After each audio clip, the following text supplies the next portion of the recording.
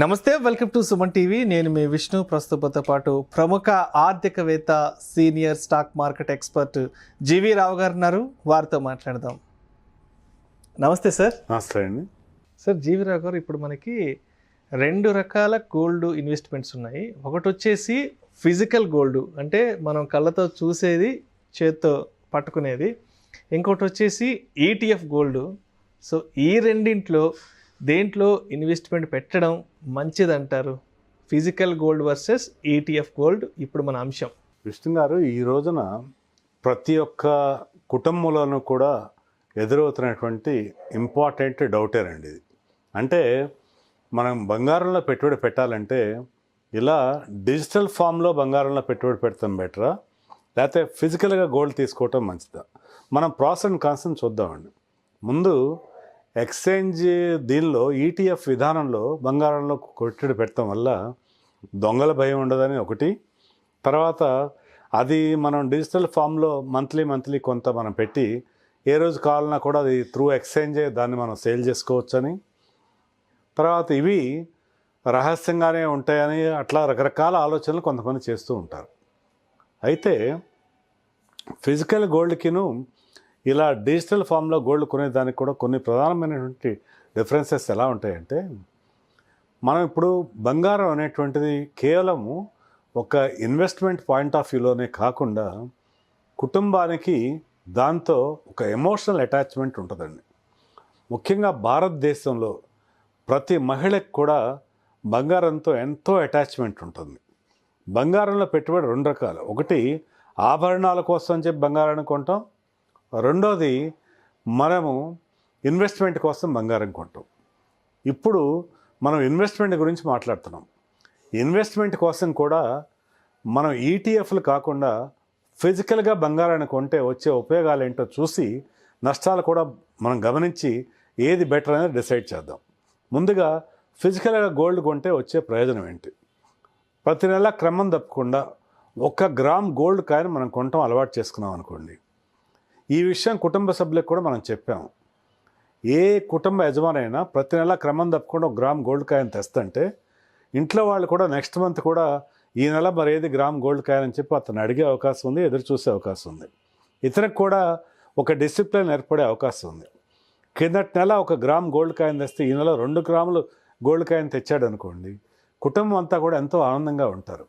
ముఖ్యంగా ఆడపిల్లలు ఉండ ఏ తండ్రి అయినా సరే తన ఇంట్లో క్రమం తప్పకుండా కనీసం ప్రతి నెల 1 గ్రామ్ గోల్డ్ కాయని కొంటూ వస్తే తన ఇంట్లో తన యొక్క కూతురు, తన యొక్క భార్య ఇద్దరు కూడా పొందేటువంటి ఆనందం, ఫిజికల్గా వాళ్ళు పొందుతున్న ఆనందాన్ని చూసి ఇతనికి లభించేటువంటి తృప్తి, ఇది వర్ణాతీతం అండి.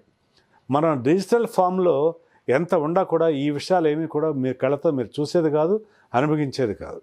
ఇంకో విషయం ఏంటంటే, ఫిజికల్గా గోల్డ్ ఉన్నప్పుడు ఒకవేళ మీరు ఏదైనా దానికి ఒక వివాహం సందర్భంగానో మరో సందర్భంగానో ఏదైనా ఆభరణం చేయించుకోవాలనుకున్నా కూడా తక్షణమే మీరు దాన్ని చేసుకునేటువంటి సదుపాయం మీకుంది.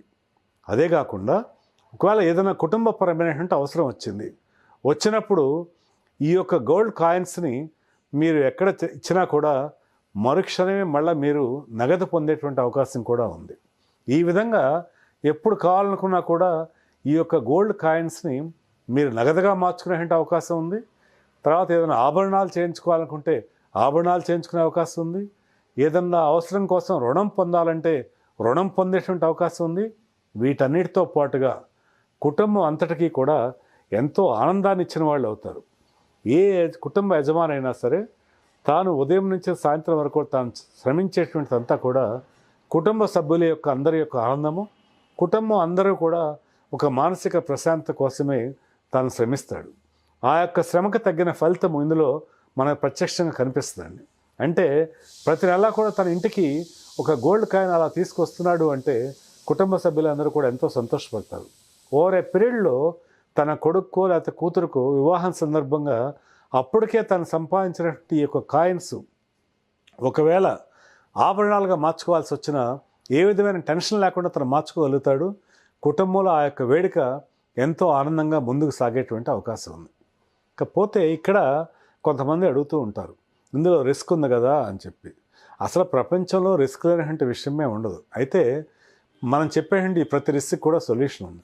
ఈ రోజున ప్రతి ఇంటిలోనూ కూడా వాళ్ళు ఓన్గా లాకర్ ఫెసిలిటీస్ని ఏర్పాటు చేసుకునే అవకాశాలు ఉన్నాయి. లేకపోతే బ్యాంకులో అయినా లాకర్ ఫెసిలిటీని అవైల్ చేసుకుని దాచుకోవచ్చు. అలాగే ఎన్నో రకమైన జాగ్రత్తలు తీసుకునే అవకాశం ఉంది. సో ఇలా అనవసరపు భయాలకి గురి కావాల్సినటువంటి అవసరమే లేదు. ఇది కాకుండా మరొక ముఖ్యమైనటువంటి ప్రయోజనం ఇక్కడ ఏంటంటే, ఒక వ్యక్తి ఎలా మరణం తథ్యమో అలాగే మనం పని చేయలేనటువంటి వయసు రావటం కూడా తథ్యమే.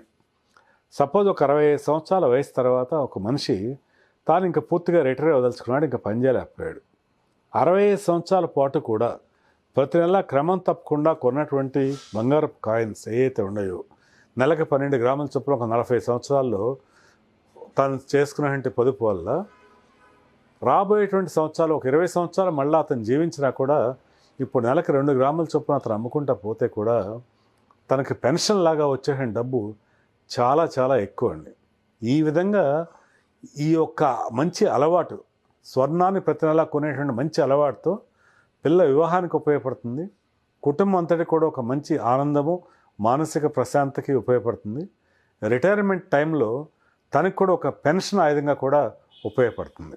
ఇలా కాకుండా కేవలం డిజిటల్ విధానంలో కనుక మనం సేవింగ్ చేస్తా పోతే ఆ డిసిప్లిన్ ఉండకపోవచ్చు అనేది మొట్టమొదటి రిస్క్. తర్వాత కుటుంబ సభ్యులకు తెలియకుండానే ఏ చిన్న అవసరం రాగానే డిజిటల్ విధానంలో సేవ్ చేస్తున్న బంగారాన్ని సునాయాసంగా అమ్మేయటం కూడా జరుగుతుంటుంది. ఈ విధంగా చూస్తే ఈ 2 పద్ధతుల్లోనూ కూడా తప్పనిసరిగా ఫిజికల్గా గోల్డ్ కొనటమే చాలా మంచి పద్ధతి అని నా అభిప్రాయం అండి.